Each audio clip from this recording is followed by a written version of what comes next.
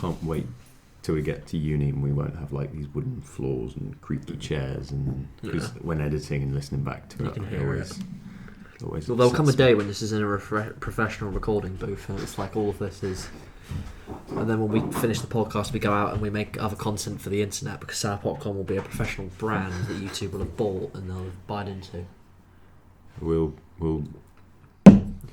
Disney will acquire us at some point, and then we'll start producing like lifeless, soulless content. And then I'll just refer them to that. Like a load of right-wing tweeters will find that awful episode where I really slammed Disney, and then they'll just like have to fire me, and then Dave Bautista will get into a bad mood about it. I love Dave Bautista, he's a good boy. I mean, anyone in Blade Runner 2049 He's a good boy. has at least a certain few goodwill tricks in my book. But I always feel really horrible. You know when he shoots him in the Yeah. house and he falls over? It's like the loudest bang ever. I'm just like, I've always felt really bad about that. I love the whole audio aesthetic of the start of it, with like the organic, like water boiling and stuff. It always sounds really good. And I just love it when it's I mean, you're watching like when he first goes back into the LA slums, the city centre, I think it's called LA. Still, I don't remember what it's called. It's like it's the sounds of both the car, the buildings, and just like the city itself, and it all plays into the score, so you don't know if it's sound design or if it's like a natural score, and it just like that's just incredible fucking sound design. And how did that not win an Oscar? You complete me. I put a scene of that on the other day, and I just ended up watching the whole fucking thing because it's too good. Too good. That was the best film of 2017, and dare I say, a perfect sequel. How dare you? I think it is. I think it is a perfect sequel. No, I thought you were taking the piss out of my Creep 2 thing. Oh, no. I think I've only seen in my life 3 perfect sequels, and it was Blade Runner 2049, Creep 2, and The Godfather Part 2. Those are the only perfect sequels. Oh, and Empire Strikes Back. Yeah, I was about to say that, but I sort of thought, there has to be at least one in there. But yeah. Anyway, hello and welcome back to another episode of the Sour Popcorn Podcast. I love how we just we go on about Blade Runner for like 5 minutes before we even start. I'm Jake. And I am Zach. Very tired but present. You can find me on Letterboxd and Twitter at JakeBamEls. You can also find me on the same at Zachary_Seraph. Available with content every day. New tweets, new lists. Just subscribe, people. Follow me. Got so much to offer. So very desperate. So much to offer. So much more. I can do so much more. I only realised it when one of our mates said that he was actually starting listening to this, and then he commented on one of the older videos. I clicked on it, and then the intro obviously started playing. What happened to a weekly entertainment show regarding all things entertainment? Oh god, yeah, we got rid of that, didn't we? I think we'd been away for so long, it kind of just it completely slipped our minds, the fact that we did that anymore. We can bring it back, but it's just another thing to have to remember each week. I only have limited capacity in my head as it is, let alone. This is a perfect moment. I start using this argument with a lot of people at the moment. It's that line from Sherlock. My brain is like a hard drive. It's only useful as long as you keep useful things on it. I just delete what I don't need. That's just something I've deleted. I don't need to know that the Earth goes around the sun. You didn't know the Earth goes around the sun. I think it'd be easier if you admitted it. Just a basic primary school knowledge of the universe, and you would have solved that mystery a lot sooner. God, I miss Sherlock. But something that is incredibly important, I promised it to a dear old someone who I've known for years, who I bumped into the other day, and we have our first sponsor of the podcast. So Becca, you're our sponsor, and thank you very much for the McDonald's. Thank you. She gave you McDonald's. She gave you McDonald's. She gave me McDonald's, and she said, "Give me a shout out on the next episode." That genuinely upsets me. I deserve McDonald's. I demand McDonald's. The next time I walk in, I am demanding some form of chicken McNugget sandwich. Honestly, I want to see your manager. I want to see your manager. That is very good. That we have sponsors. We're branching out.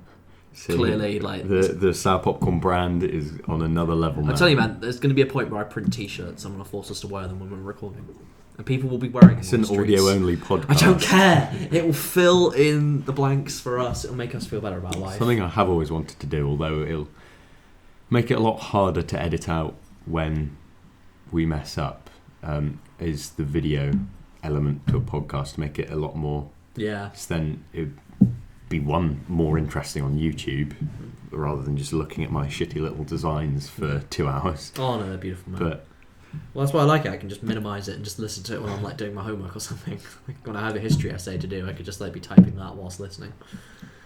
Yeah, I do listen to my own voice. That's not weird at all. See, I do it out of necessity because I need to edit it. Yeah, you do it because it's like it's the job, but I just do it because it's like, But we have something very important to bring up before we get anywhere. Some awful news. Like, almost as equivalent as in importance to discussing our sponsor. Unfortunately, Burt Reynolds passed away yesterday. Big star from my childhood growing up. I've seen a lot he was in, like he was in everything. Smoking the Bandit, Boogie Nights, so much stuff. He was even an Archer a few years ago. Christ, was he really? Yeah. Do you remember in Saints Row 3 when he was in that and he was the mayor? The mayor. The mayor, starring Homer Simpson. Mark Miller, writer of Kingsman, said that he tweeted a few facts about Burt Reynolds, and then he also said as number 3 how the head statesman was originally supposed to be Burt Reynolds, but then he couldn't do it because he was ill, which was a shame. But I can completely see that now. Yeah, that's kind of. And he said you can clearly see the inspiration in it. But 100% Burt Reynolds. We have lost a titan, as it were. A big star in a lot of fantastic films. Yeah. Like I was reading back, it was like Smoking the Bandit, like that outdid Blazing Saddles, that outdid Rocky, like that did so much on its opening weekend. Like his films always did well. His work will always be admired, and I think quite frankly, like even his TV work as well, like he did loads on there. Definitely want to be remembered. As a kid, I only knew the difference between Sean Connery and Burt Reynolds because of the moustache. Apart from that, I didn't know. I didn't know that Sean Connery, because he spells his name Sean. For years I called him Sean Connery because I didn't know that was spelled Sean. I really didn't. I was like 5 at the time, so I didn't know. I've always felt bad about it. Sean Connery. And then my dad was like, one day, we're like, who the fuck is that? I said, it was James Bond. Sean Connery, you idiot. He hasn't let me forget that ever since. One of the worst jokes I've ever heard in my life is, what time does Sean Connery get to Wimbledon? Tennis. Just stop, alright? I'm admitting it's awful. Yeah, I know. It's not my joke by any means. It's one of the worst I've heard. Big shout out though as well. Big shout out. If you are in the mood for like great puns, you're in the mood for also great facts that just in anything fulfill your life and make you feel a little bit better. Follow Whale Facts, because that is the greatest Twitter account other than Simpsons quote of the day. They say so many good whale-based puns on that fucking Twitter account. It is incredible. Like, did you know that most whales deal with like money troubles, and that's completely down to a lack of pockets? Most whales never go upside down. These are facts that you need to know, and they make you smile at the same time. Just follow at Whale Facts, please. I love how they just like reply to other tweets as well with whale facts, because there was one which was like me looking at buying a new house, real estate agent, this room's X amount of square feet, and then it's me, this can fit 1,000 of Ratatouille, my Ratatouille DVDs, and the estate agent's like, what? And then he's like, what? And then whale facts just replied with, but it can fit 0 whales. There's a similar one. It's on Letterboxd. It's a shark. Oh yeah, shark owned. Like Thor the Shark World. There's like a Jaws one. It says tragic tale of a shark who died due to his own hubris. That's telephone. What's that Lady Gaga song? My telephone. Yeah, that's the one.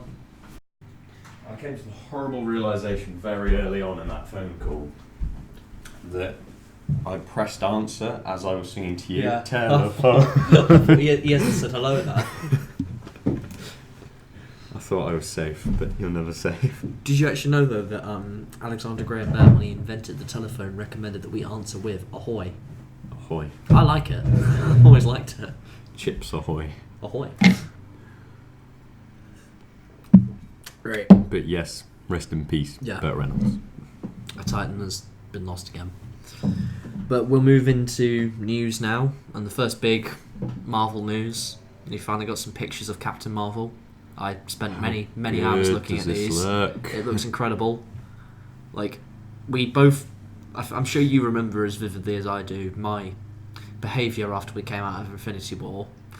How, like, kind of obscene I was behaving, because just even the mention of Captain Marvel drove me crazy. See, when I say everyone got annoyed at him, I don't just mean that as like a passing comment. I mean everyone got annoyed at him because everyone was like, "Oh my goodness, that Spider-Man bit! I'm not feeling so good. What's that whole thing?" And then Zach's like, "The cavalry is here. The cavalry has arrived."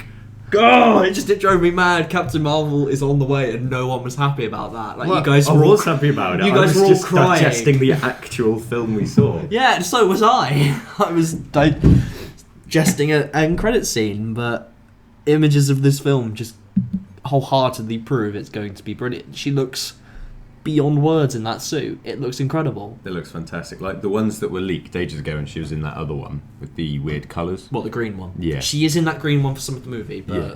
But when I first saw that, I thought, sheesh. But then I realised, that's not going to be the actual final suit. I mean, obviously it might be in the film. But then there was that beautiful fan edit of... They put Captain Marvel on the Winter Soldier poster, so it's in like the same pose and stuff. It's still like the first result when you search Captain Marvel on Google.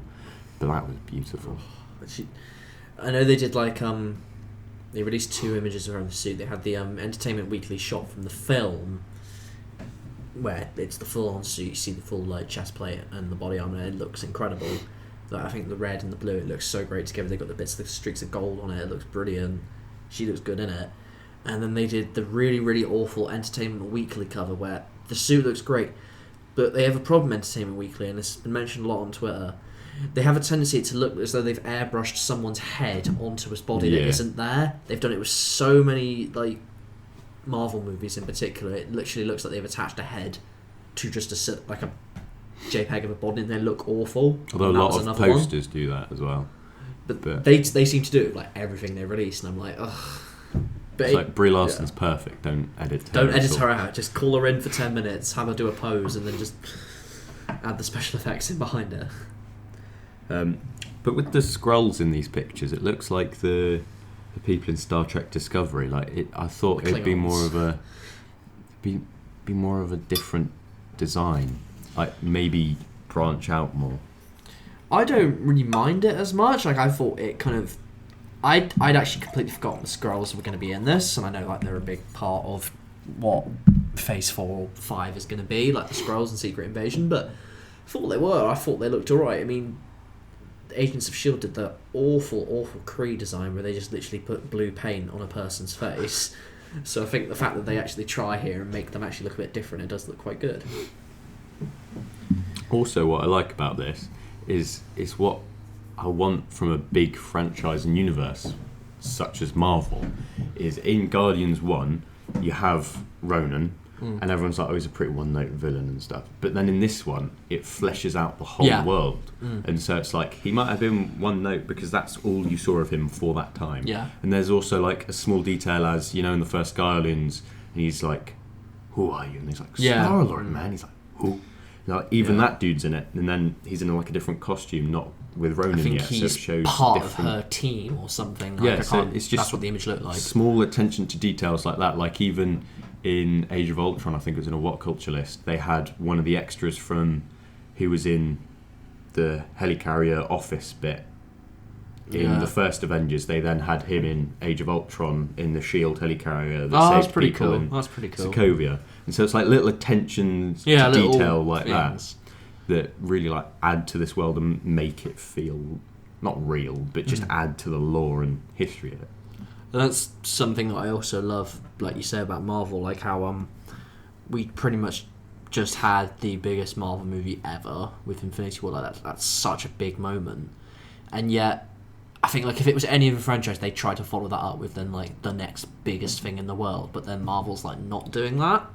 Like then they did Ant-Man and the Wasp. They did Ant-Man and the Wasp, which is a smaller movie, like quite literally. Yeah, you're privy to your own opinion on it, but that's a smaller movie. And then you've got Captain Marvel, which will be out next March, isn't it? I think it is. March or May 2019 time. early on. Yeah. And it's like, that's not the biggest thing they could have done. That's not like a massive, massive movie. I know it's going to be a very important film, but at the same time, I think it's nice that they can like then just think, right, let's just focus on this other little small character in the meantime. Let's kind of throw her in and make her a great big thing and make you fall in love with her for when the next Avengers comes around. It's like when the first Iron Man came out, he was one of the smaller, lesser known Marvel characters, but they made him that household name because they'd already given their biggest characters off to different companies. Yeah, Iron Man was like a nothing hero, like kind of. You were a kid, you knew Spider-Man. Yeah, he still had his Wolverine. cult following, but it's like with Guardians, hardly anyone knew Guardians, but then in Guardians 2, they even do the fan service of the original Guardians, which is pleasing like 32 people out of the hundreds of millions that saw it. Like, I had no idea who Guardians were until I saw that first trailer. I was like, well, what the fuck is this? I saw it once as a kid in a comic shop and I was like, what's that? And I just put it down because I'm a fool. But I think we are also avoiding the elephant in the room. How fucking young does Samuel L. Jackson look in that photo? I mean, it's like... Dermatologists hate him. Yeah, dermatologists hate him. He looks scarily young. And I went back and I looked at images from like Die Hard, Jurassic Park, Pulp Fiction. He's never looked that young. I'm not trying to be mean or anything, but that's like scarily young how he looks in that picture. A lot of people have been reacting like, oh, I want to see it in motion, while I do too, to see if it still holds up. Because of how good Michael Douglas looked in Ant-Man, I have confidence. And Lawrence Fishburne in Ant-Man and the Wasp, they de-aged him. I was like, Christ, he brought him back from the 90s. It was like, I think they've got the technology down. It would just be where Rogue One had the problem, like when it starts moving, when it starts talking, just see how that kind of works. Although they still have the base actor for this one, so I think it is different to Grand Moff Tarkin because they're working off different person. But obviously, I knew the Captain Marvel picture had released and I'd seen like the costume and everything, but I hadn't seen that picture yet. And I was scrolling through Instagram and I saw Samuel L. Jackson posted it, and I thought, oh, okay, because he normally posts his pictures from his old film. So I thought, oh, okay, I wonder what film that's from. I don't recognise it. And I keep scrolling, and then I see that with like new Captain Marvel picture, and I was like, oh, fuck off. No, it's not. It as well, like it kind of there was like a new picture as well. It's like it's her friend in the film, and she's like in a she's in like a jet fighter plane. It's got her name on the side of the plane, and then it's like that other picture of her walking around in like the flight suit, the military uniform, and I'm like, this just reeks of Green Lantern. Like it's the exact same idea of like a fighter pilot gets put into like a old society of like intergalactic people and then has to become the latest of that person and then defend the Earth, and I'm like, please don't be that movie, please be really, really good this time.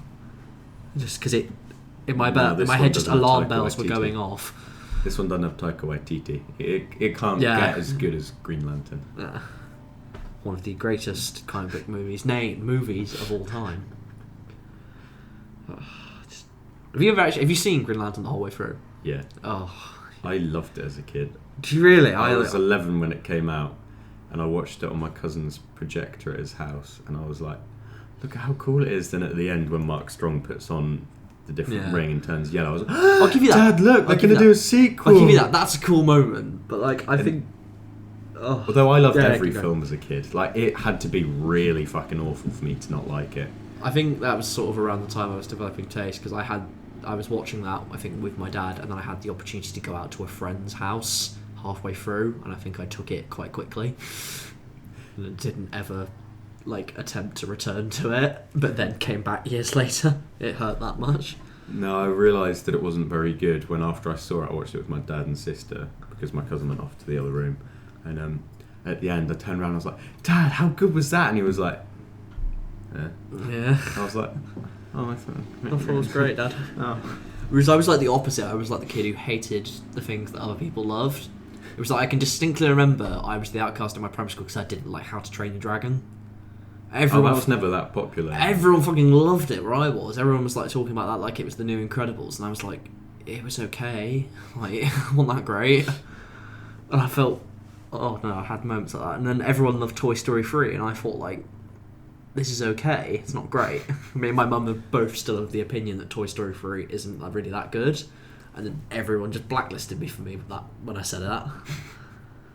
I do still love Toy Story. Yeah, it's all right. It's just borrowing a lot from 2, but all in all, Captain Marvel looks very good, though. I think that's the conclusion we can come to there, even if Toy Story 3 isn't that great.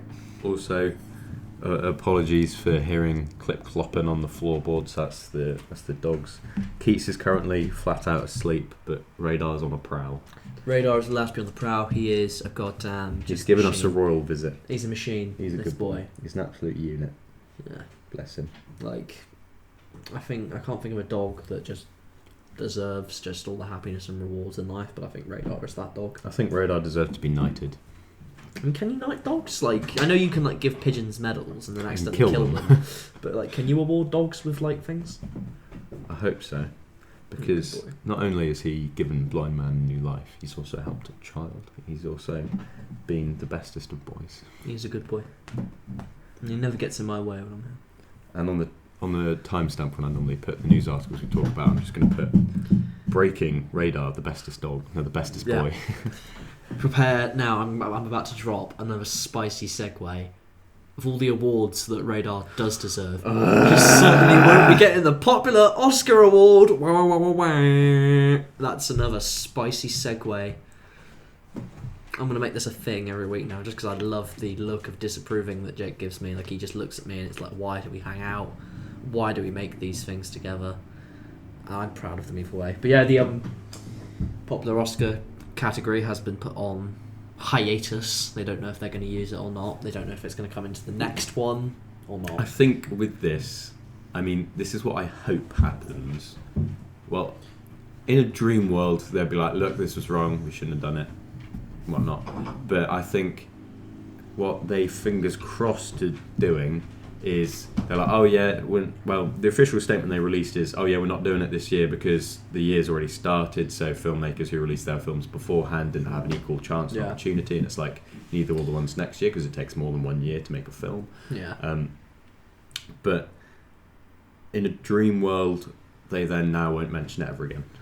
I don't think they will. I mean, the backlash to this has been just phenomenal. I think when even like the biggest multimedia company at the moment is Disney, and when Disney can openly kind of like put their middle finger in the face of the Oscars and say like Black Panther is not best popular film, it is a best picture film, and like when all the stars can say that well and most of the public agree with it, it's kind of like, oh shit, so what do we now award it to? Although with Black Panther, brilliant film, really enjoyed it. Not a best picture film, but it's not even the best Marvel film of this year, let alone best picture. Like, you'd have to eliminate at least another 12 films in my mind before I'd even consider Black Panther for a best picture nom, but I picture this scene from Shaun of the Dead where they're going through the records and like, yeah, throw it, chuck it. Son of the Tiger, the Batman soundtrack, throw it. Shaun of the Dead was actually on last night. I watched that last night. Oh, brilliant. It's a beautiful thing, just climbing to bed and just finding it there. It's like, oh. It's a beautiful film. There was like, then people were like making also like the comments like, yeah, the best popular category is gone, but we still have to consider like, are they going to because they were talking about how they're going to not televise like the editing awards, the sound design awards, some of the awards that are my favourites to watch, that are the ones I follow most closely, the ones I have the most to think about. Are they still going to televise those? Because their big problem at the moment is like the show is too long. It's like, why put in, like last year, that bit with the jet ski? Yeah, why include the comedy sketches? Someone was like, oh, what do we cut out? Let's just cut out the comedy sketches. I don't need like Jimmy Kimmel bringing a crap ton of celebrities into a movie theatre to fire hot dogs at them. I don't need him leading some tourists so that he can get a selfie with Mahershala Ali. Cut that and just stick to it being a good award show. You can literally see most of, when it cuts to celebrities' reactions, like the stars who have either been nominated or just anyone in the audience, the famous people. They're like, okay, but just get on with the awards now. They're just like smiling through it. But it's why my favourite ever Oscar pick ever is that really sly one where it's of Meryl Streep and Denzel Washington is right next to her. And he's just, he can't tell the cameras at me. He's just really slyly checking his watch. It's like, yeah, we're all feeling, we are all feeling the same, Denzel, as the show moves into hour 3. Although it is too long, that's why I don't. Well, I watch clips of it, but I don't watch the whole show because the bits that I don't watch are the sketches. Yeah. Also, I get a fair play to you. The sketches can be funny, they can be alright, but it's not what I go there for. And the fact that they'd keep something like that around when I go there to see the awards. You know what would be good? Like, instead of cutting for ads completely and then not showing someone's, during the sketches, if they have a little pop-up at the bottom that says sponsored by so-and-so, and then they use adverts as transitions between stuff. Yeah, that would be good. It's like in between awards, while one person's walking off, they're then like an advert for whoever, and then the next award, and then an advert for whoever. And I think as well, like, they made a big point about it last year, like how the person to give the quickest speech gets a jet ski. It really isn't difficult just to say to these people, there's 13 awards altogether, right? Isn't there? I think there's 13. And normally they go on quite long because each person wants to make a speech. I think honestly just give them 10 minutes. Like 10 minutes maximum, that's how long. 10 minutes, 5 minutes, this is how long you can speak for. Then you kind of need to move on because we do have to, I know you won an Oscar, probably got a lot of people you want to thank, but we do have to move along. This is a show that we're paying millions of dollars for. Like, just shorten that up a bit, and then the show would be naturally shorter. Although they have that bit for afterwards when they walk round to the press bit with their Oscar, then they get asked questions. So what may be a workaround, they're given 2 minutes for their speech, and then they're hurried up, they're hurried off, and then they can then finish off with that press bit. Yeah, do that there, and make that maybe something that's very like easily accessible to the public, something that can be seen. Yeah. Because like I know like it's horrible when like you see Del Toro is giving his speech and then the band starts playing. It's like, oh, come on, mate, off you go. But at the same time, it is kind of like you have been up there for 7 minutes. It is starting to feel like that black pastor during the royal wedding who went on for 15 minutes, just wouldn't stop. But it's a long-ass show, and I think I'd rather see them shorten bits like that than just remove segments altogether, or just shoehorn in another award like the Best Popular Film Oscar, which isn't even being considered now. Although when like Best Picture comes up, I know everyone wants to have a turn to speak, but it's like they need to have sort of like a game plan on, oh, okay, if we go up, we need to thank these 5 people, and then we'll get so-and-so to say it, and then sort of keep it uniformed, and then when they go round to the press bit, have everyone. Or just maybe have some of these people have a discussion beforehand. It's like, right, we know Del Toro is going to go on for about 10 minutes. Let's get this producer in beforehand so he can do his quick two seconds of thank yous, and then we get Del Toro out the way so that we don't have to listen to 10 minutes of Del Toro. Not that there's a problem with it, and then listen to like 5 of the producers afterwards. Get the quick the producers out the way, then let's do Del Toro's speech, and you can move on a lot quicker. I don't mind seeing it. Please let me reiterate that. But if they want to shorten the show, that's a potential way to do it.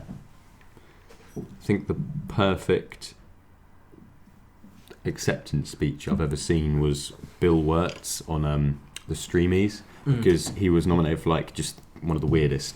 He was like the weirdest category. It was literally for the weirdest content creator. Then he comes up, and then he's the one that goes, "Hey, thanks for checking in. But I'm still a piece of garbage." That one, and he has that really unique artistic style. And then he just comes in after he's won this award, and he just picks up and goes, "Thank you," and then he just walks away. That's brilliant. This will cause some controversy, but I think Kevin Spacey did one of the best awards acceptance things ever. Like when he won his Golden Globe for House of Cards, that was something that I loved because he was like, he did a joke and then he told like a very heartfelt story about Stanley Kramer, which I think kind of was a bit of a metaphor for the whole night, which was very nice. But I kind of can't say that anymore because it's Kevin Spacey. Let's just say it was someone else. Yeah, it was someone else. It was Kevin Hart. You heard it here first. It was Kevin Hart. It wasn't Kevin Spacey. I'm just imagining in my head now they've remade House of Cards with Kevin Hart, and it's like that. I hate it already. That would be if they kept the seriousness of it, and it was Kevin Hart trying to be very serious. That would be fantastic. Can't take him seriously. I could for a bit of it, and if not, it'd be the funniest thing to watch in the world. Oh gosh. That is actually kind of other piece of news. Although this is a segue that I'd quite like to do. You say it'd be the funniest thing in the world, but things that are out of this world, on the moon, for example. I was going to do a nice one about House of Cards there, but yeah, you go ahead. You go ahead, man. You go ahead. Is a controversy around First Man, Damien Chazelle, and the Goose's film on the landing of the moon, not including an American flag. It does include an American flag. But not including the flag planting. It's just, of all the things to get annoyed about, like, this wasn't a mission that was for an American. Like Neil Armstrong openly said, I am not going up there for America, I am going up there for the world. There's a reason when he gets out of that cockpit and he says, this is one small step for man, one giant leap for mankind. Not America, mankind. If you don't want to include the flag planting, that is up to you. If you don't want to make this a film about America and its successes, that's up to you. You want to make it, this is clearly a film about Neil Armstrong, just let it focus on Neil Armstrong. And we haven't seen the film yet, so it may not even, like, the plot may not even make it necessary or anything like that. Like, we've seen it before, we've seen the actual clip of it happening, we've seen films recreating it, we don't need yet another... Yeah, and let me tell you something about the actual planting of the flag. Flag, sorry. That's horrible. Cinematically, it doesn't lend well to being shot. It took them 30 minutes to assemble the pole and put the flag on it. Do you really want that? Like, when they dropped the flag and it started to float away. It would be like when Top Gear filmed that action scene for the Sweeney. 10 seconds of holding down the traction button. You have to hold the traction button for 10 seconds. Or like in The Room when Tommy Wiseau is trying to set up his telephone and he's putting all the wires into it and it's just 5 seconds of that. Although I have been considering this tweet for a while, it's very cinephilesy. But it's like, breaking, the Oscars now will not consider First Man as it only celebrates American films, or something like that. Yeah. But overall, this is a very nothing story, because why are people annoyed? Why are people so annoyed? Like, this will be a great film. It will make America look very good. Even if it doesn't have the American flag, it will still make the Americans look very good people. There is also just a beautiful poster for First Man that I can't stop thinking about.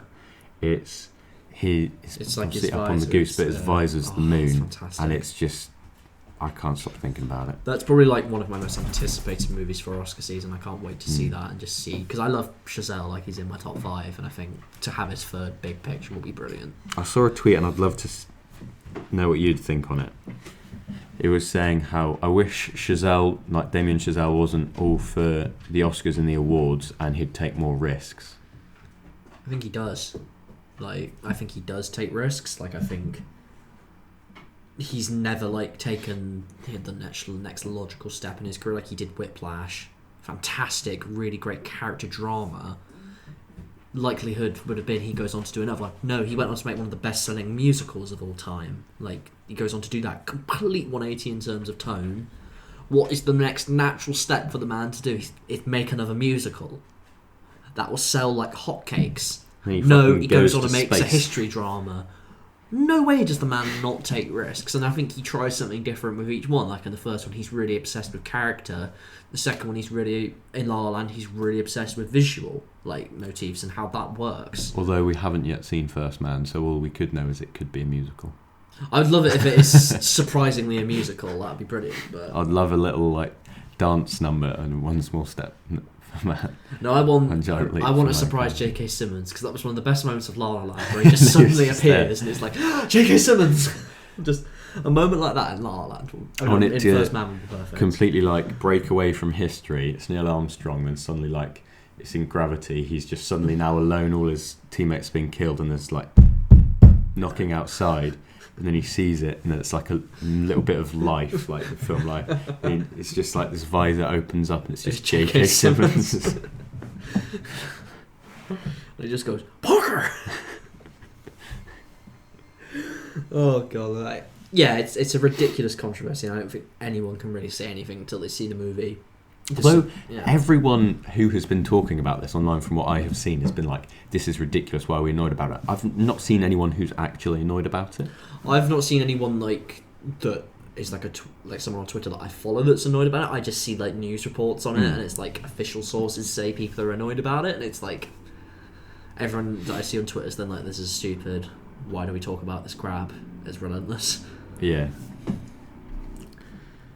And well, I think that's our comment on that. Another piece of news that I was going to go to a moment ago that makes me. Sorry, I had a brilliant. No, it's right. It was a very good segue, and you know me, I will never get in the way in the dropping of a spicy segue.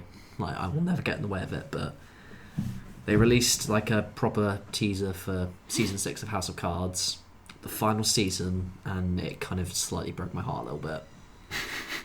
They've killed off Frank Underwood. He's gone. It's literally a shot of Claire in front of his grave. And she does one of his most iconic quotes that he does at the end of, I think, series 2, which is the best season. And it's like, when they bury me, they won't be able to just stand and watch. They'll have to get in line. And then she reiterates it. And I think it's a fantastic image for her character. But I think when I saw the trailer, I was just going through the comments, and it was just, this is bullshit. You can't have killed him off. Can't believe you've done this, not watching. I just think it's like such a bold move to kill off your main protagonist, particularly when at the end of season 5. Do you mind if I tell you what happens? Because I doubt you'll ever watch it. I am going to watch it. Oh, fine. Well, it's like, it just sets up the premise of like, because Frank is no longer the president, but he will have a big role in the next season. He is out for revenge, as it were, but then that's just kind of completely left, like, on its end, and for some reason he's now dead. Like, it's no indication in that series that he will die. For that, I think it would only sort of work with a bit of a time jump. I think there's going to be a time jump, but I don't see how he kind of died. Like, he's acutely against people who commit suicide. Like, he's always called them weak, and I think that's the only way they can really get rid of him. Unless they have him assassinated or something, I don't know. I mean, they tried that in season 4, and it was a great storyline, but I don't think they can do it again. Unless they just make it natural causes, then there can be a line of, a man who thought he was so powerful always checked this, that and the other, died of something as menial as I don't know. But I think it is the sort of case where you either just have to accept it and be on board, or you have to just really consider it ends on a sort of open note at the end of the last series. Well, it's what I've wanted the show to do since the end of season 2, because I've said since the very first episode the most interesting character on that show is Claire. Claire has always been the more interesting actress and character as it is. She's so layered, she's so multifaceted. And season 2 essentially ends with Frank claiming the presidency. You could have just ended Frank's story there and just carried on with what Claire did with her life, but then they kind of do a 180 and they have Claire take on that position now where he was essentially at the end of season 2. So it's kind of weird to see that go forward instead of like, oh, let's just try and think about what can be done with Claire, and yet they're now still attached to Frank, and it's just all that I'm going to be thinking about throughout the whole series. If they had just said like, oh, he'd gone to prison, but now the fact that they've killed him off, it's going to be on my mind consistently in the new series. How much of a ballsy move would it be if, obviously, they wouldn't, especially as they had that big meeting where they brought everyone together saying, did you feel safe and whatnot, but how much of a ballsy move would it be if he like faked his death and at the end of the series out comes Frank Underwood? I will actually scream. Like, I was hoping something like that would happen. It clearly won't, but I'd like scream, and it would probably become my favourite TV show of all time for that reason, like, because it's just so incredible. And he's just such a titan of a character. I know you can't have Kevin Spacey come back, because what he did was appalling, but he's such a titan of a character. That entire world circulates around the presence he has in the show. Would you have accepted it if they recast him? And then it was like, yes, we're just doing it, we're going on. It would have felt different, but I would have accepted it because it just plays into the plot so well. They set up such a premise to follow in the next season with Claire now being the president and Frank being out, what they're going to do with it. And to not have him there, it just feels so weird, and I feel the new story will be great, but I'm just longing to see what would have happened, and I'll be thinking about it consistently. Hell, even if you released it as a book, like a novel or something, it would have been a nicer way to kind of end it off. Imagine if they just like brought in Christopher Plummer. Just have Christopher Plummer. That'd be a really good fuck you to Kevin Spacey. That'd be an amazing they remake fuck you, every single film he's ever done with Christopher Plummer. And they get the Marvel CG to make him look younger. That's so good. What a good fuck you to Kevin Spacey. Yeah, I think it's one he deserves. Like, I don't by any means say he should be coming back. I don't by any means say that it was a wrong choice. It felt very shocking to just load a video and then just like for them just to drop that our title character is now dead in a trailer. Like, it should have been something that was a moment in the show, because we've spent 5 seasons with that character. Well, it's like in the first episode, it's going along with Claire. You're like, oh, what's going on? And then at the final moments, she then stands over his grave, and it's like, that oh shit, would have been he is it. dead. That would have been it, because you could have kept the audience guessing throughout the whole episode, and then I think we would have more accepted it more. To throw it into a trailer is just, I know it's in no accept to what Kevin Spacey's done, but it's just disrespect to fans, because fans like myself have grown to love that character over 5 seasons, and just to reveal that in such a nonchalant way, like it doesn't matter at all. Because Frank the character isn't Kevin Spacey. Frank the character was someone that we identify with, was someone that we grew to enjoy the presence of. So just give something, like even if it's only 2 minutes, just do it in the episode, not a trailer. Although I think, like you said, the only way to continue Frank Underwood's story would have been a book. Yeah. Because then it still continues the story for fans without employing or having Kevin Spacey there. I'm needless to say very excited for the final season though. Mm. And if you ever do watch it, you'll love the show. Cause yeah, I watched the first episode ages ago, but that was when I first got Netflix and watched first episodes of everything, and just had too much. Even forgetting him, Robin Wright's incredible in it. Mahershala Ali. I like Robin Wright, Michael Kelly. But in Forrest Gump, she never deserved him. He was too good for her. God damn you. Although also Netflix has cast a very big star with Henry Cavill as The Witcher, Geralt of Rivia. Mm-hmm. I'm excited. Yeah, it's kind of... I think we were kind of mixed on the opinion, like, we're happy to see him do it, it's not who we would have ever expected to be picked. It is a very good career move on Cavill's part. Yeah, very good. That's a big boost for him, but it was just another something I was expecting, like... I wouldn't mind if he was in it. It's just not who I would have expected them to pick as Geralt. Like, Geralt's like a kind of an older man. He's like a really pissed off old man. I picture Mads Mikkelsen almost. Yeah, if I was casting anyone, it would have been Mads Mikkelsen. Yeah. Especially for his performance in Valhalla Rising. Valhalla Rising. But I am confident in Cavill's range. Yeah, because definitely. he has proven himself really time and time again to be a fantastic actor. Yeah, he's brilliant in everything he's been in. And I think the fact that the director wanted him as his first choice, and I think the fact that he got him is like a really good sign, like that he did something that was very impressive. So I think, well, I know lots of people have been crying out about it, but I think it's like, I think he'll do a good job. I don't think any reason. And maybe it'll even be earlier in Geralt's life, so he's not the old man. It could very well be that. Do the once we know more about the series, then people can be more happy or more sad about it. But for the time being, I'm excited. Yeah. And I think our final piece of news that we do also want to shout out, there was a really good American Horror Story trailer. Yeah, that was fantastic. That actually looked really good. I'm definitely going back and watching it all. Yeah. Like the series that I've not seen, I'm definitely doing that. Me and my sister have been doing them at the moment, and we are on our final season Murder House at the moment because it comes out next week, and we've been watching Murder House this week, and that's been a lot of fun to go back to. Wait, it's a new series next week? The new series is out next Wednesday, September the 12th. There was a great video I saw on YouTube about how, you know who Sarah Paulson plays in the first series? Billie Dean Howard, the medium, yeah. How she's predicted pretty much everything that's happened in the other series, like talking about Roanoke, talking about the end of the world with Antichrist and stuff like that. It's another thing that I love, that, like, how it is just so connected.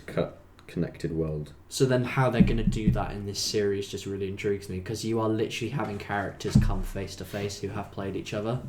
Like, they're bringing Zoe back, and then they're also bringing Violet back. How do you have them in a room together and not, like, say, we're looking exactly alike? I'll tell you what they do. One of them holds a recorder to the other one's face and says, "You blow and I'll do the fingering." Fuck off. Fuck off, alright? That's not funny.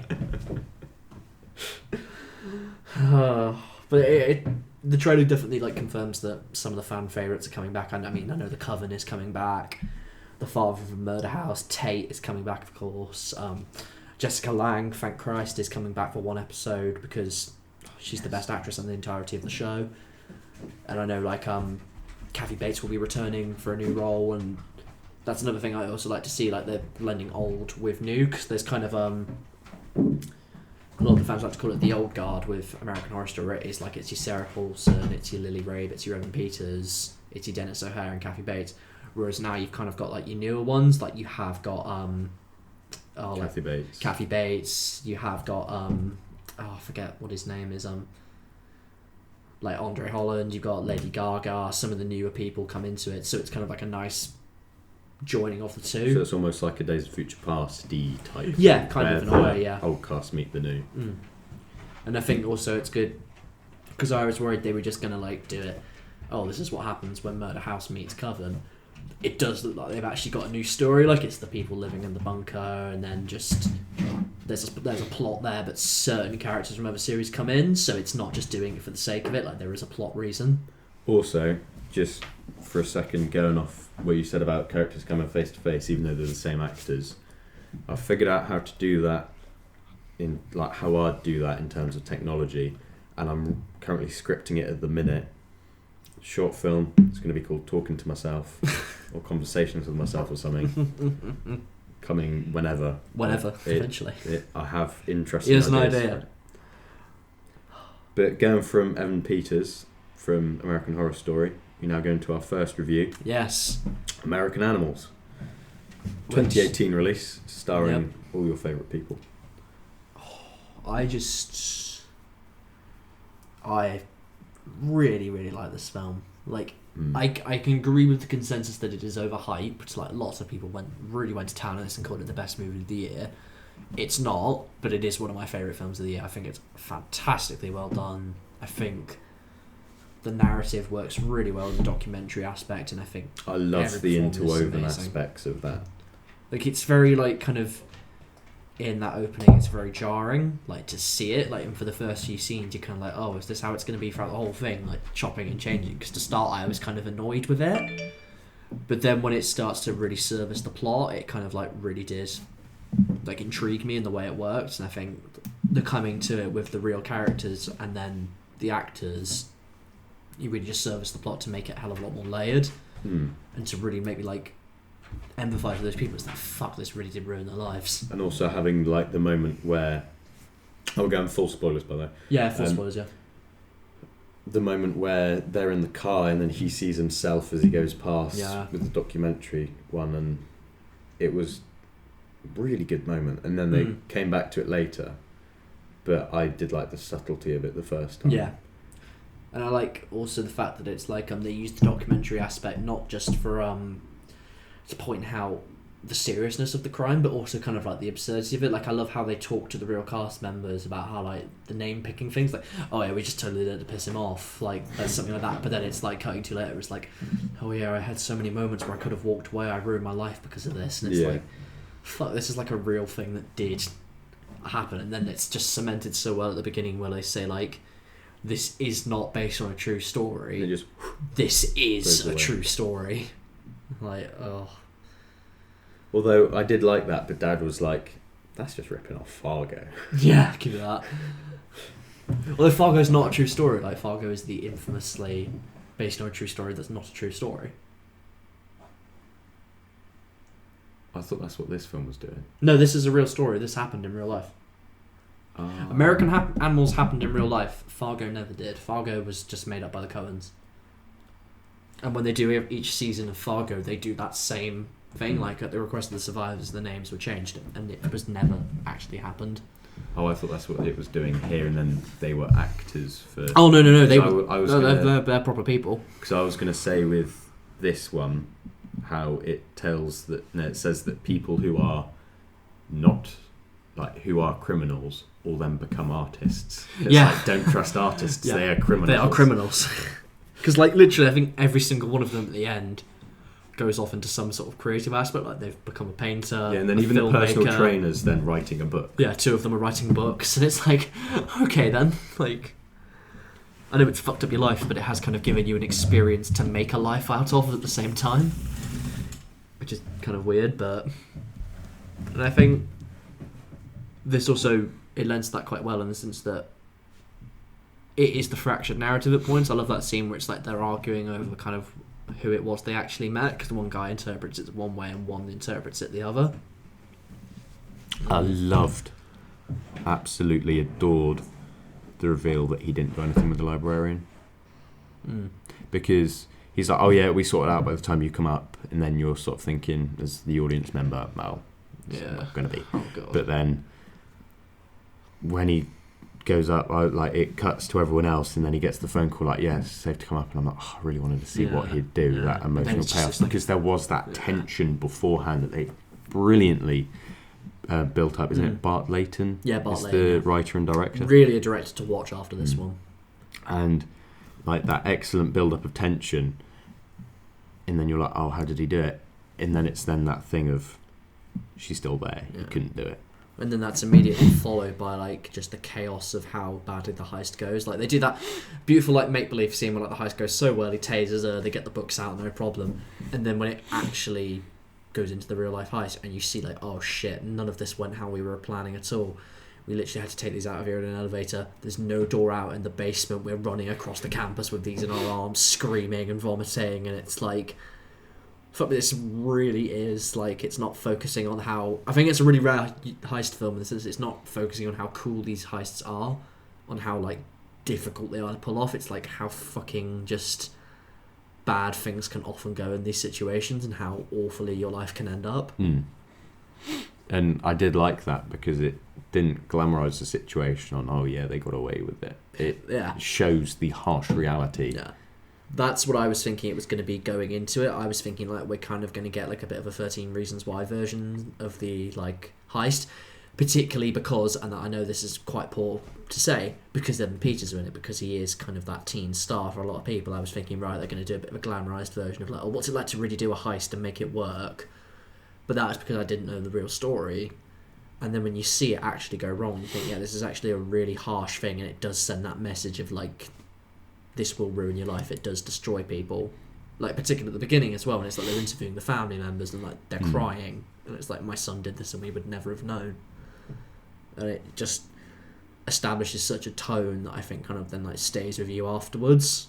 Whereas I think like things like 13 Reasons Why, the shock stays with you. Like, oh, they've just raped a boy with a broomstick. Oh, how shocking was that they would have done that. It's more with American Animals, it's like this tone of like, this will consistently ruin your life, this will destroy you in a way, and how that's just consistently repeated, that stays with you. It's not something that is just quickly thrown off and you think about for a few minutes. I liked how when the heist went smoothly and with how they pictured it, it was all like that big, nice, smooth one shot. And then when it actually happens, like, it's really tight, quick editing with handheld motions, and it's all just panicking, and it really puts you, like, how it's made in the cinematic language and vocabulary of what they put across, it really puts you in that moment. Yeah, it really does. With the characters. And I think it's like the same with like just scenes when they're in the car, like, and like there's two shots when they're in the car. There's the one where like they're driving the car, it's kind of like raining outside, and it's like they're talking about the book for the first time. I felt the cold of that. But then also when it's like they've just been to the auctioneers to get it like valued, and then they come back to the car, it's absolutely pouring it down outside. You can't even see what's outside, and it's just that set of the car. You felt so encased in there with them, and it was like you were in the heat of that moment, that you were feeling like the anger and the ferocity because it was so intense. That's something that I absolutely loved about this film. Each character had their moment. Yeah, 100%. Like, all four of them was a standout. Yeah. I think like it's a toss-up for me between like Kogan or Evan Peters for me, because they're kind of calm, because they each have such great moments. So like Peters was given more range in what to do. Yeah, but I think Barry Kogan had kind of those quieter moments that I think where he was able to show more depth in it. And I think as it's a really good move, like they introduced the film character as they introduced a real life person. Like, I think a normal documentary would introduce all four of them at the same time. Yeah. Whereas they introduce them in the documentary style as they do in the film to service the plot, like to make it flow. And that's where I think it kind of sets itself as apart. Like, it's not a documentary, it is a drama, but you get the aspect of like what actually happened from these people. Yeah, it's like in researching for video essays and putting information forward and how to present it, it's don't keep doing and then in between your points. Naturally flow it like a filmmaker would, and this does that. It makes it a film with documentary elements rather than a documentary that has dramatised flashbacks. Which can be told because it's like... I think he keys my foot there, but okay. Because the guy has got a background in documentary making. Like, he's made a few documentaries before this, and then I think it clearly shows because he's like been able to like build off his craft and make something like quite unique and original off it. I think we'll see a lot of imitators come out of this film, like of that style, like the documentary and drama idea. I'm glad we saw Caged before we watched this. Yes, yeah, I'm very glad as well. Else it would have just had more elements like it. Definitely. I think it's coming out on Blu-ray, I think, within a fortnight. Yeah. And I think this is wholeheartedly a film to watch. I think this is Film 4's best film this year. This year, yeah, this year. Not ever, but because you can't beat Ex Machina. But this year has been like a really big, and they've promoted this film like to shit. Like it's been, it's always on Somerset Twitter. House. It's on Twitter everywhere. I've really felt the presence of this film. I really wanted to be there at Somerset House. Yeah, that looked killed to have been there for that. But then to like when you finally then sit down to see the film, to feel it, and to actually see it felt great, and I felt so long awaited too. This also brings me up with a reason why I like Netflix. And films come out so much earlier, typically. I mean, Marvel tend to release them fairly similar times. But films come out so much earlier in America. And so everyone's talking about it online, everyone's doing all their reviews and whatnot, and you can't really be involved in the discussion. And then, especially with Ant-Man and the Wasp, it was the case. God, yeah, it was like a month later. It's still the case with Pixar films, but especially with American Animals. Like, it's already out on Blu-ray in America, and it's only recently come out in cinemas here. It's only been a few weeks, and so everyone was talking about it. Then now the discussion's sort of over, for the most part. So then now we get it. Yeah, I would have loved to have been able to like be involved in some of the discussions. It was the same with Hereditary. Like, I couldn't get involved in that because it wasn't yet out at a local theatre for us. Yeah, it was only in select theatres. Yeah, and then they kind of made it a wider release when they saw it was doing so well, and it does annoy me because it's that really great Only Lee sketch where it's like I'm gonna skip the next Marvel movie, and then her best friends to her, it's like, this is the worst mistake you could make. You will become an outcast on social media. Tumblr posts will be meaningless to you. Jokes you won't be able to join in on, like images for fan art. You won't even know what the context is, so you won't be able to R or at it, and it's just like very realistic to how our life is. And with Netflix, they tend to release their originals at the same time everywhere. And that's what I like, because then I can always be involved in the discussion. Or if it's a film like To All the Boys I've Loved Before that I'm personally don't have much interest in, then I'm not involved in the film discussion because I'm not interested in it. But when it is a film that I do like and I'm interested in, then I can be involved in it, which I like. When Annihilation came out. Yeah, or when they did Cloverfield Paradox. Yeah. It was like I was able to watch that night and then be involved in the discussion about how bad it was the next day. Not a dig on the Cloverfield Paradox, it just wasn't great. But not a dig on this thing. This thing was shit. It's shit, yeah. Alright, it was quite shit, I'm sorry. It was trying, but it really was quite shit. This is probably, if I'm honest, my second favourite film of the year, though. Like, for me, it's because... I know, I completely understand why you may not agree with that, but for this year, films that are becoming my favourites are films about solely character. And I think Thoroughbreds is my favourite film of the year because it does so well with character, and I think this is my other because you just get such a sense of who these people are, you get such a sense of their struggle, of what they went through and how much it has ruined their lives, and I felt connected to all four of them come the end when they were going off to then like try and pursue things in their own lives. Like when it said at the very end, I think it was Jay, isn't it? Like he now works as a film, he's now working in film. It's like, fuck, that's me in 2 months. Like, I'm going off and I'm doing that.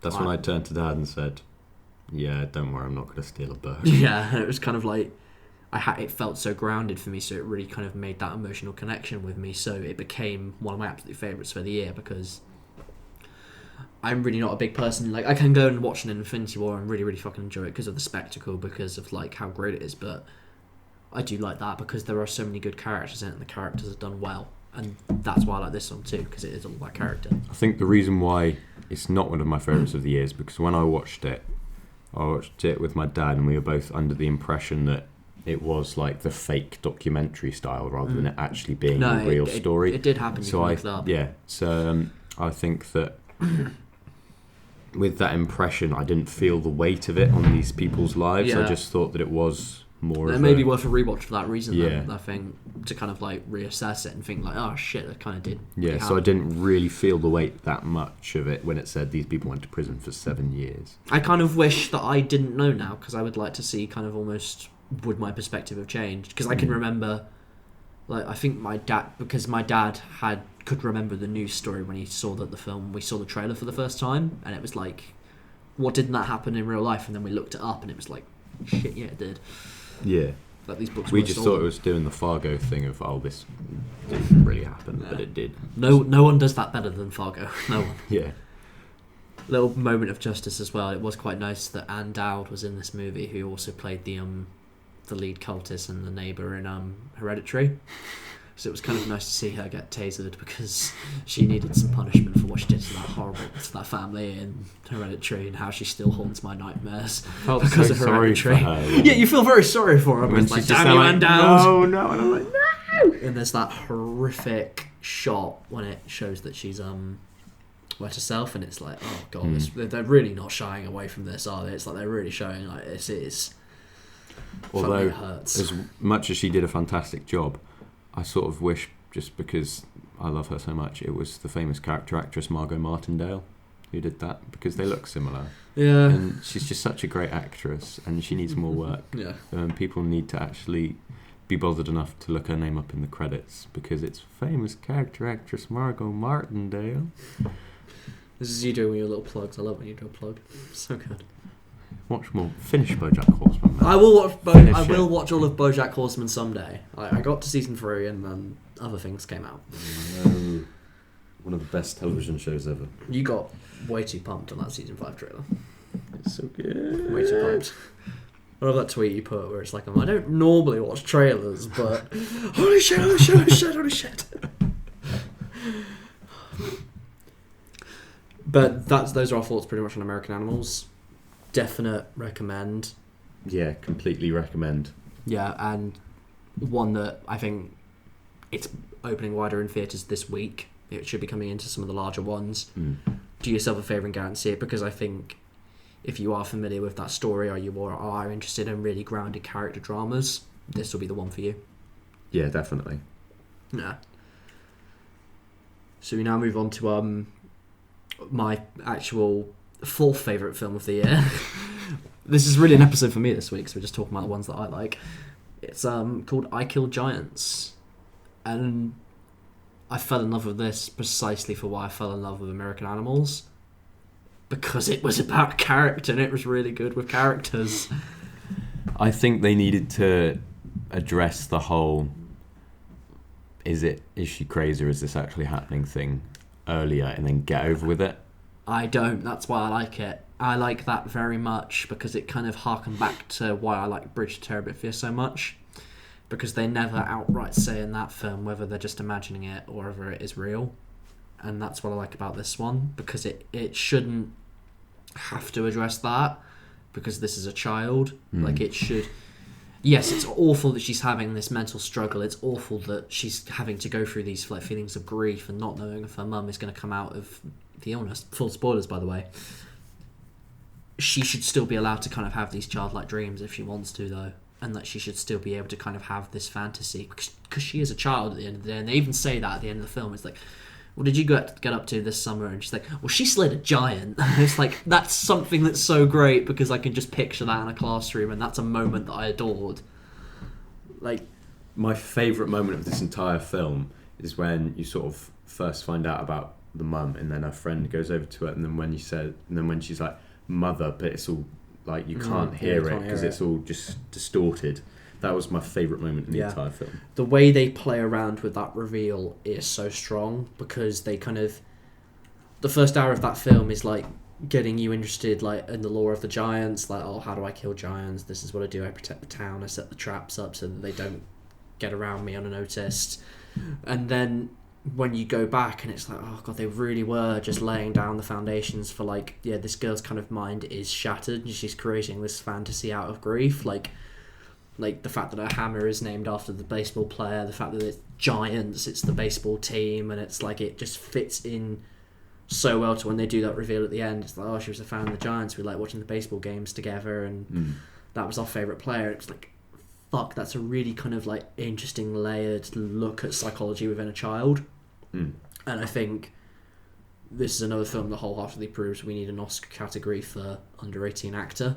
Yeah, because she was incredible in this film, like the young actress. Like, I was laughing at her, I was crying with her. Like, she was so funny in certain scenes and then like completely devastating in others. child actors used to be so shit. They're so great at the Yeah, moment. it's like- I love it. We got this, we got fucking Hereditary, we got Moonlight 2 years ago, we got so many good child acting Quiet performances. Place. Quiet Place, fuck's sake. It's just The Florida Project. Florida Project, damn it, man. So many good child actors. They need Oscars and they don't ever get considered because they're young. Zoe Saldana as well, though, in this film. I would honestly... She added a weight and realism that I felt was needed, because there was this whole fantasy aspect with like the kids and whatnot, but she added such a weight to it. Yeah. And I felt so much more when it was the character-driven moment of when Zoe, they're on the beach and she was like, no, I'm just here to help you, and then she like pushes her away. Yeah.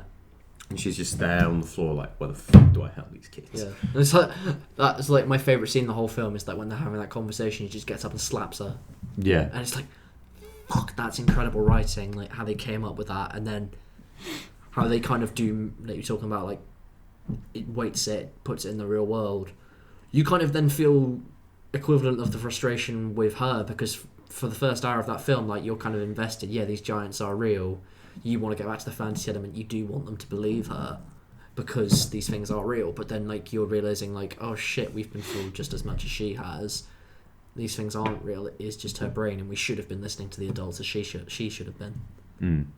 I also think that Imogen Poots, the older sister, really wasn't given enough attention this time. She was really good, though. Like, I love those scenes. She's been really good in so many films that she just, I feel like she needs that one big breakthrough. Yeah, she's been in so much stuff. Like, she was in 28 Weeks Later, Need for Speed. Like, she's had so many opportunities to break out, and it just hasn't happened for her yet. She was in Green Room. She was really good. Yeah, she was great in Green Room, one of the best parts of it. I just think, even though I don't like Green Room very much, but...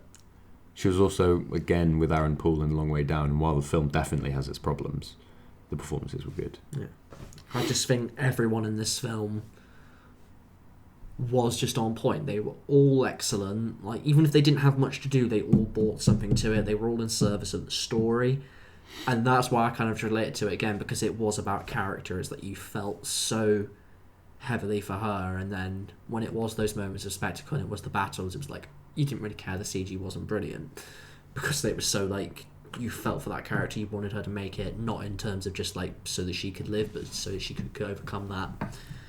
I thought they really utilised the lower budget earlier on when she's first talking about the giants, and it has the more silhouetted stuff. Yeah, because that looked absolutely fantastic. Then later on, it didn't look awful by any means. It still looked solid, but I think it wasn't like Infinity War level Thanos photorealistic. But it didn't need to be, because it then sort of, you could also argue that it adds an aspect of it is only in her mind, it is in her imagination. Yeah, I've kind of put into the perspective that this is one of the best family films of 2018.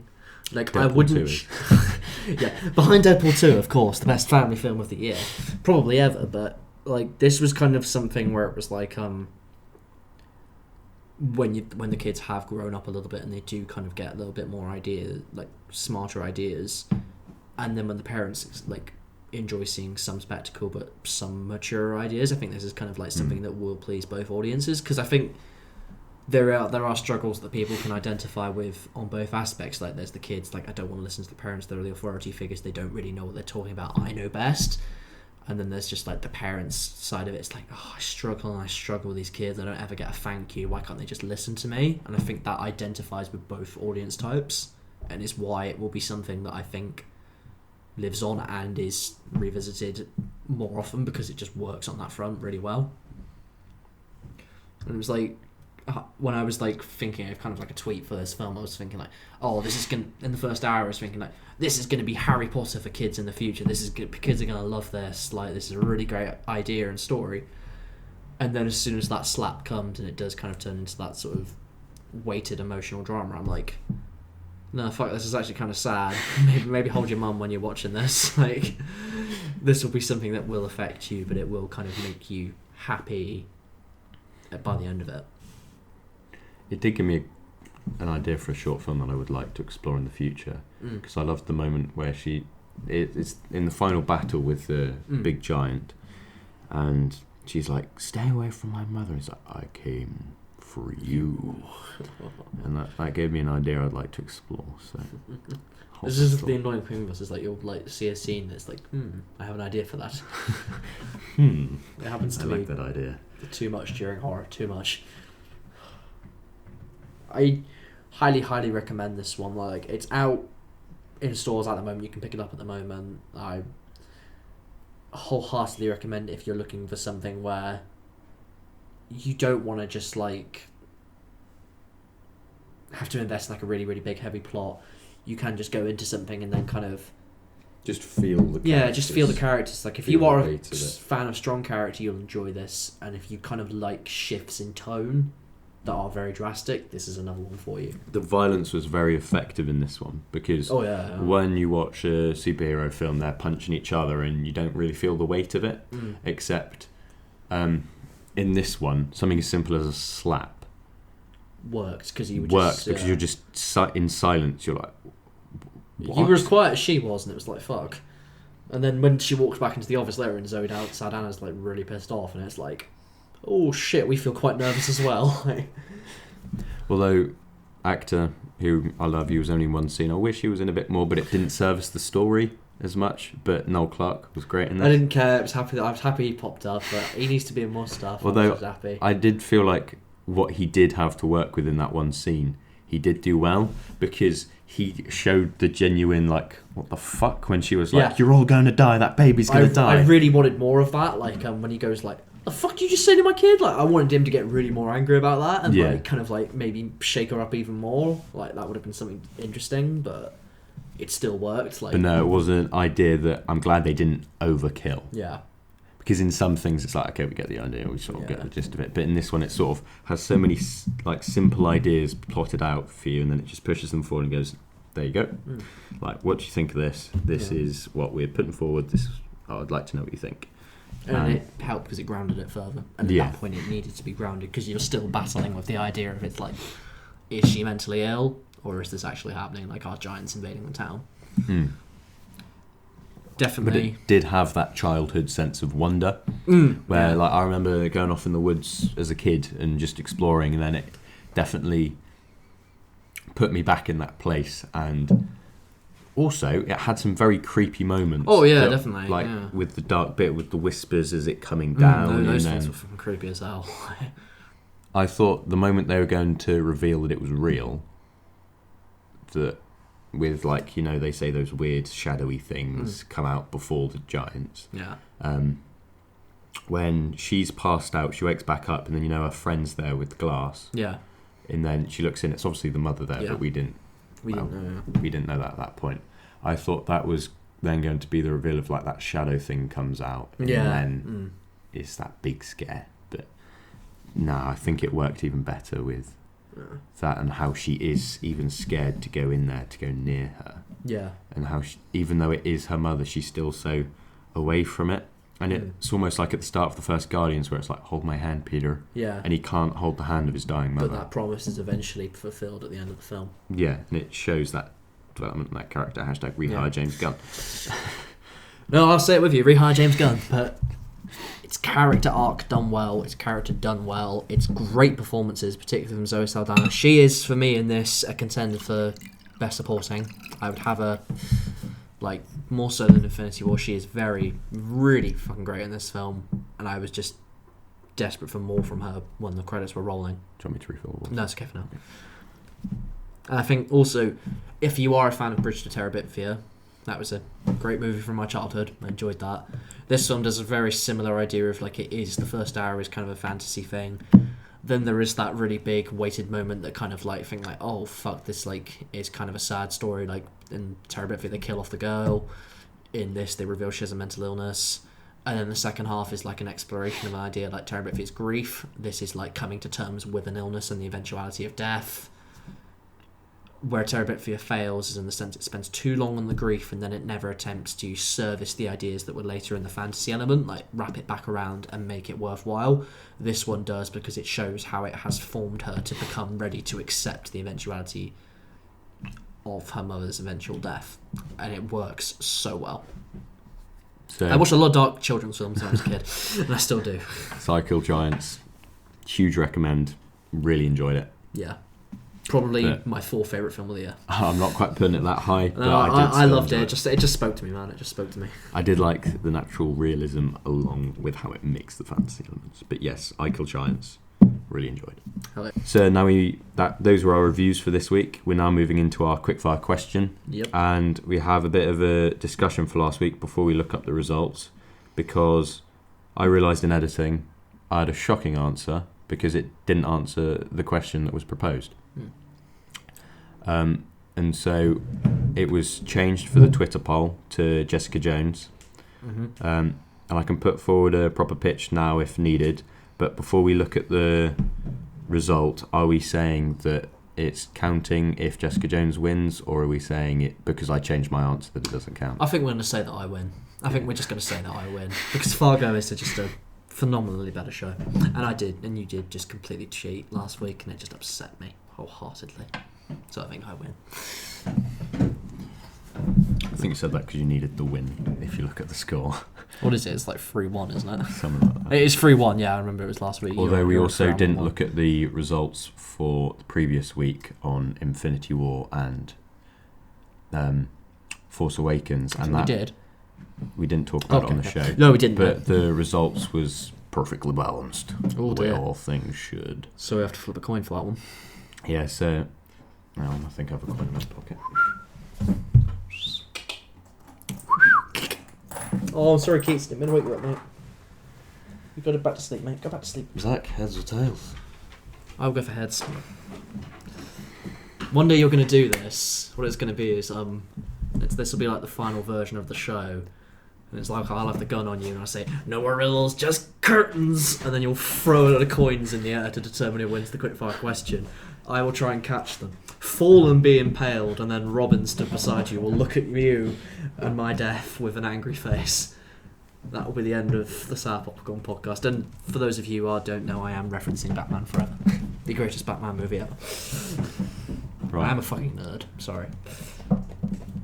Radar. Radar, what are you What are doing? your tail? What are you doing, Radar? So you're happy with heads? I'm happy with heads. It's indeed tails. Oh, fuck's sake. Yes. So that's 4-1. I think we're going to have to go back and... I'll go back and properly score it Well, up. I win Fargo this week, Yeah, so yeah, I've got yeah. to be a little bit further up. I'm interested to see what you do. So you're at now. least 2. I'm at least 2. Although I've only realised now, for when I propose the question, that it will be 2 of my questions in a row that are both linked to a very similar theme. Okay. And so I propose... Yes, hello, Radar. Oh, hello, Radar. All right, mate. I propose the question. He's just excited for the question. He can't He help is. He's on the edge of his seat, bless him. So I propose the question. What is the worst film that had the best trailer? So most, brilliant trailer for a really disappointing film. Damn. And I'm going with the obvious choice of Suicide Squad. Okay. Because... I saw you... I knew something like this was coming because I saw you on Twitter the other day and it was like, that was a great trailer. I was thinking you were going to say that, but yeah, go ahead. So I'm going with Suicide Squad because it's David Ayer's 2016 release that when I think back on films, this is a point that I was going to raise at some point, but when I think back on films for certain years, so if you just said a year and then the first film that comes off to the front of my head I say, for me, for that is Suicide Squad. Not because it's the best film of the year, because it's clearly not, even though it's Academy Award winning. I'm saying that this is... Marvel's just kicking himself. I'm saying that this has the best trailer, so successful that it changed the tone for the film, so much so that the trailer company that made it ended up editing the whole film because Warner Bros. Were like, yes, that's had a good positive reaction, we just want you to do that, but for the film. And Go away. I feel like Suicide Squad is universally sort of, even DCU fans, most of them are sort of like, I hate it. Not I very hate good. it. And so it does now have that level where it is just, it's become a meme at this point on how bad it was. Yeah. There are many aspects on it, like the pacing, the tones, the characters. Like, it shouldn't have been Deadshot who fired the shot because it didn't add anything to him, because he always hits it. And then, but anyway, this trailer was so successful because it introduced us to Jared Leto's Joker. Everyone was hyped. They were like, I was hyped. There were so many discussions on it, and I remember at the time it was released at like 2-3 in the morning. I was awake, and then I downloaded it straight away, and I just kept rewatching it, and I was so hyped. Yeah. And then I like knew the whole Joker bit off by heart, and then it just led to the disappointment of Suicide Squad. So that's why I'm saying David Ayer's 2016 Suicide Squad is my response for... We're trying to record, Keats. Can you not chew a bone, please? That's why I'm saying Suicide Squad is the best trailer contrasted to the worst film. Yeah. I can completely agree with you, because I was very hyped by that Suicide Squad trailer. I loved the moments of... Oh no, keep going. No, I'm just sort taking them the out, bone sort off Keats. Sort them out. Keats, sorry mate, I'll give you something quieter. I have an argument. I don't think it's going to win the Twitter poll. I don't think it's going to win the Twitter poll. So every time I've changed, or you've said you've changed your answer for the Twitter poll, it's then surprised us. Alright, well, I'm going to do my pick then, because I think it'll work. Because like you said, with the stunts, you thought that Buster Keaton wasn't going to win, but then completely. we got retweeted by that fan page. Yeah, you fucking won that. It was a landslide. Yeah. Sorry, right, back to it. Now the dogs are boneless. Yeah, I wholeheartedly agree. Suicide Squad was like a fucking great hype trailer. I remember that beautiful song where it was like, but the joke was on me. That worked so well. I miss that to this day. And then it was like, I was so hyped for that movie, I went and bought a fucking Jared Leto Joker jumper, went into the movie, walked That's out not of aged well. with a very sour face. And that even says it as well, because it was like we came out of Comic-Con 2015 and they'd released trailers for Civil War, for BVS, and for Suicide Squad, and for a time Suicide Squad was the highest watched trailer of all three of them. And that really says it. But for me, I'm going to go... Such an interesting premise, sorry. It really did. I'm going to go... I even think... But I do think the BVS trailer was better. But that's another conversation. I think the trailer that was beyond great, that really was for just a bad movie and just let it down in places, was Prometheus. The Prometheus trailer is honestly in my top 5 for trailers of all time. And I like Prometheus. Prometheus was good. But the trailer markets the wrong movie. The trailer markets Alien if it was being made in the year 2011. The trailer is harkening back to the original 1979 Aliens movie. It's using the same cutting techniques to show footage of the film, and it's using the same score. Junkie XL was brought in with Audio Machine to revamp it and to make it box. So it brought back like the screaming, like do-do-do, do-do-do, like halfway through it, and it worked really well. And it's essentially advertising a horror film. And Prometheus, I think you will agree, is wholeheartedly not a horror film. Prometheus is a real thinking man sci-fi film where it is not exploring like how aliens are born. It's meeting your maker and then saying, well, we made you just because we could, and exploring the disappointment of that. They wholeheartedly sell a different movie with that trailer, with Prometheus. Prometheus, you're advertised like a really great kind of like almost horror film that harkens back to what Aliens was. And then when you watch Prometheus, it feels completely tonally different. They even set up shots within Prometheus that aren't in the film. I know they did the same as Suicide Squad, but it hurts a lot more with Prometheus when it was like shots of Iceland and it was more shots of the engineers where more clarity could have been given. And I think Suicide Squad had more trailers to service it. Suicide Squad had like further trailers that recaptured the same tone, like that brought it into different tones. Like they did the one with the Bohemian Rhapsody, it kind of tried to bring in a bit more of the goofy side of it. Prometheus had that one big trailer to sell the movie on. They sold the movie on that the spaceship was falling down on top of them as the Prometheus school was running away from things and was born, and it just wholeheartedly sold a different film. And I think it also is it's a great trailer because it makes you harken back to a film that I once loved, to a film that sci-fi fans were so excited by because it looked exactly like Aliens. And if we remember, we just had Alien Resurrection and the Alien vs Predator movies, which were fucking awful. We really wanted Ridley Scott was back. We really wanted Ridley Scott to be back to right the ship and bring back the franchise. And then when you watch the film, you think like, this is in no way what we were sold. Like with those previous films, it's like it's okay when your stepfather abuses you, but when your dad does it, it really hurts. It's horrible. It bring the granddad. Is it back. okay if your stepfather? No, but it hurts. It hurts more when your real dad does it. It's just Like, don't agree with that analogy. You go ahead, sure. man. You go ahead. It was John Roker's analogy when he talked about Prometheus, but for me, it is Prometheus. Like I do like the film, and there are elements I get why people don't, but Prometheus trailer sells a completely different film. It just sets you up for something that you're not going to get, and it gets you excited for a film that was actually released 30 years ago. So for that reason, it's that. I would sort of say another point about Suicide Squad that you sort of brought up with footage being in the trailer and not in the film. Suicide Squad promised the Joker. It was a big part, and you saw more of the Joker in that trailer than in the film. in a music video. What was it, Purple Lamborghini or something? You saw more of him in that than the actual film. And there was a lot riding on Suicide Squad because it was the first DCU film that wasn't Zack Snyder's. So it had a lot of hype, had a lot of pressure, and it certainly did not live up to it. I could say the same with Prometheus. Like this, it had a hell of a lot riding on it because the sense that this was the start of Ridley Scott's new proposed franchise for what he was going to do. This nearly completely killed Alien Covenant. It's the reason Alien Covenant was shifted so drastically to be awful in the third act because they were so annoyed with Prometheus.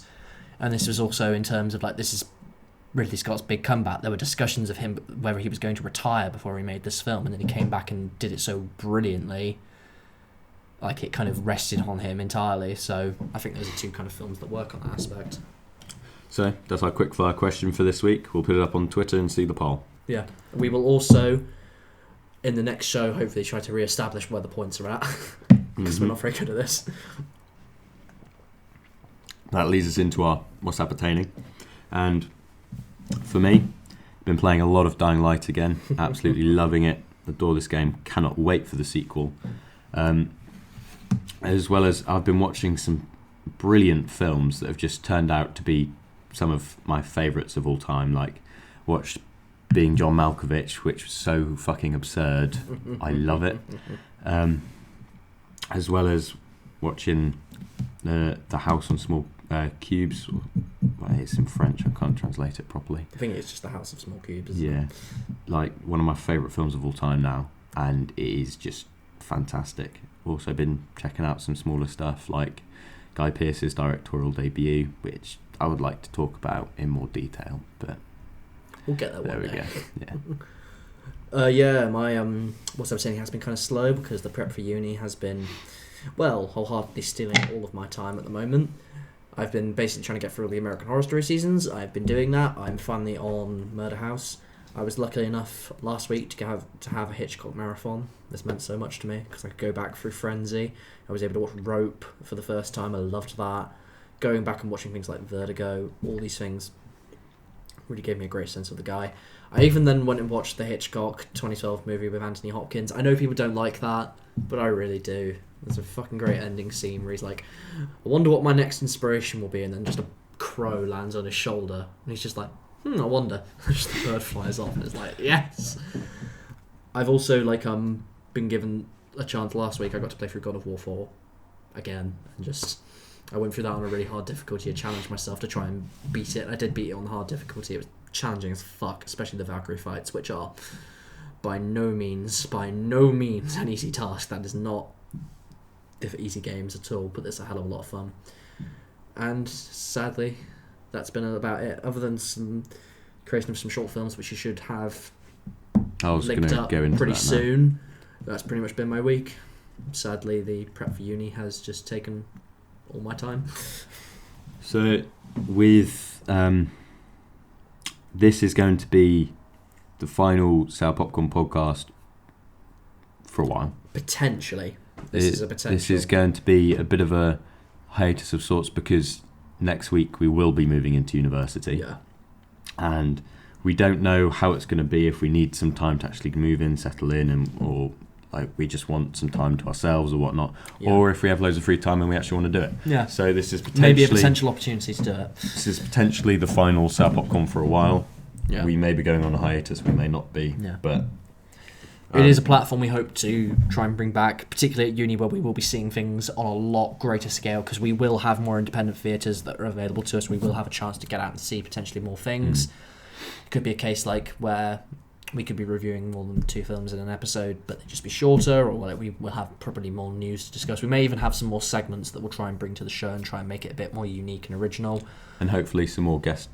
Yeah, definitely hope some more guests, which will be likely given the film culture that will be around us in our class, but that's just the likelihood of life at the moment. It's going to be very busy for us over the next few weeks, and that wholeheartedly has to be our priority.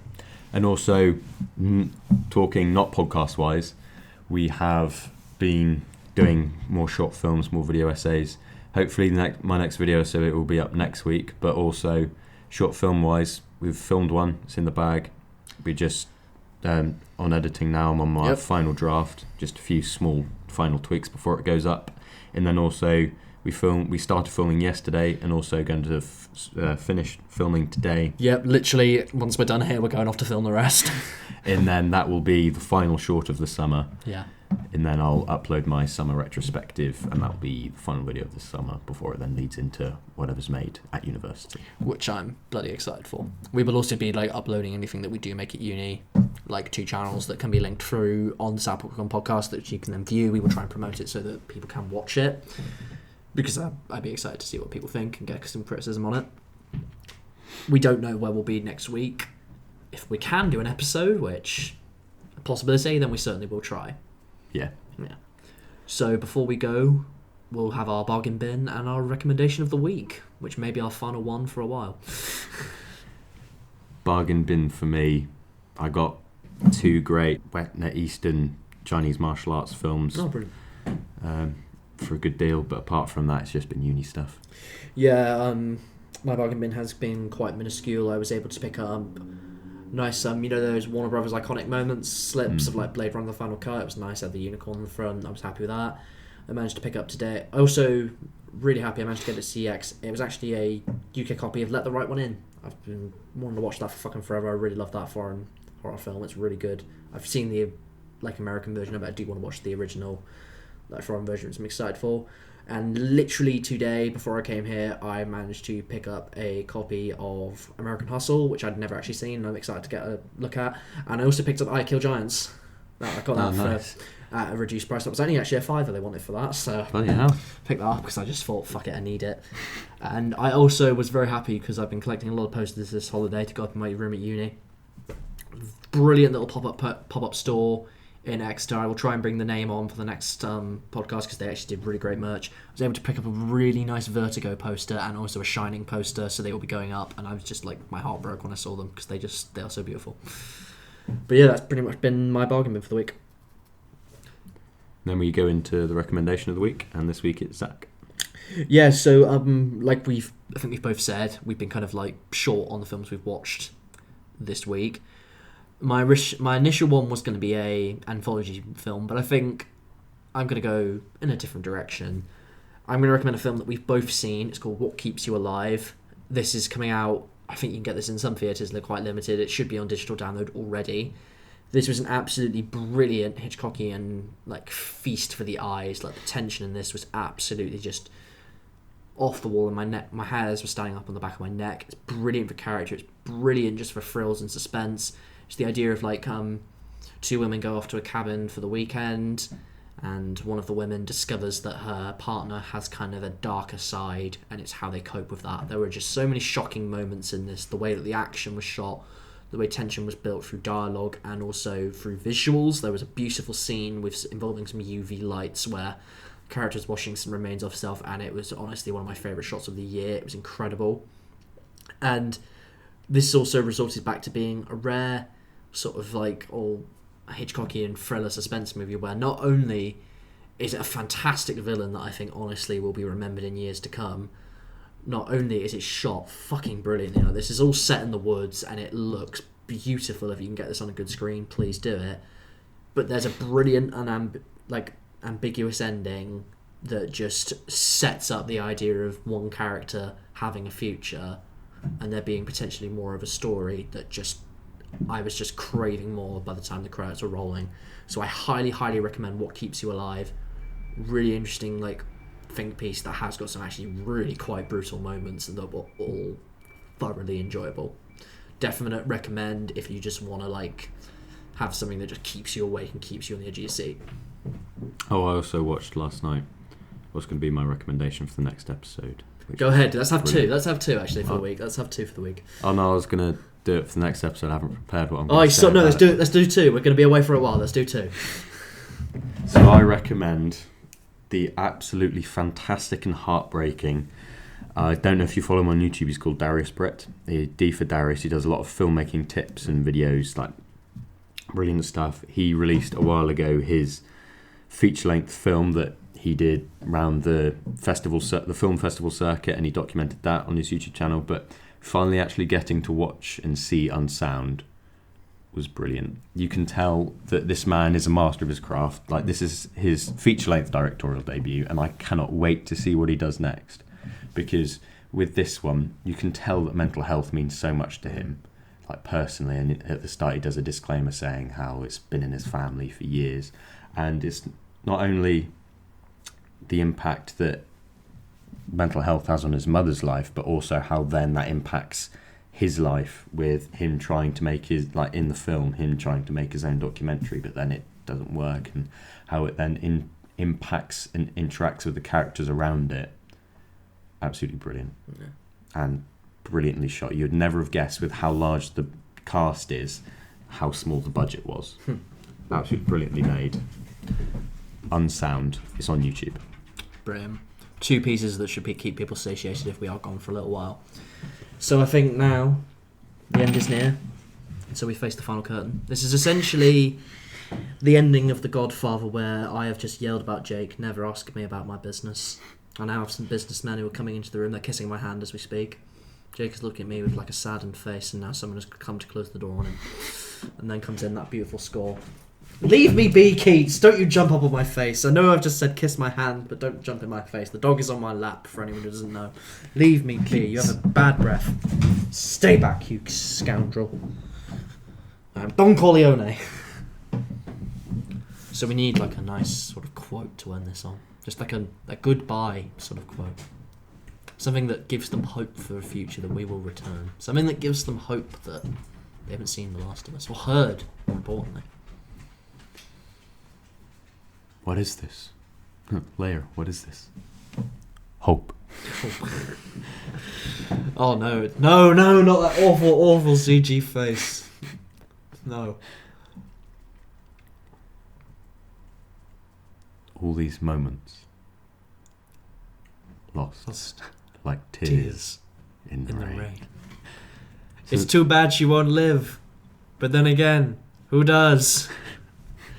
So that's been the episode for this week. Hope you all enjoyed it. Check out the recommendations. And please check out the releases. Yeah, and tell us what you thought in the comments below of American Animals and I Kill Giants. So in the famous words of Charlie Brooker, go away.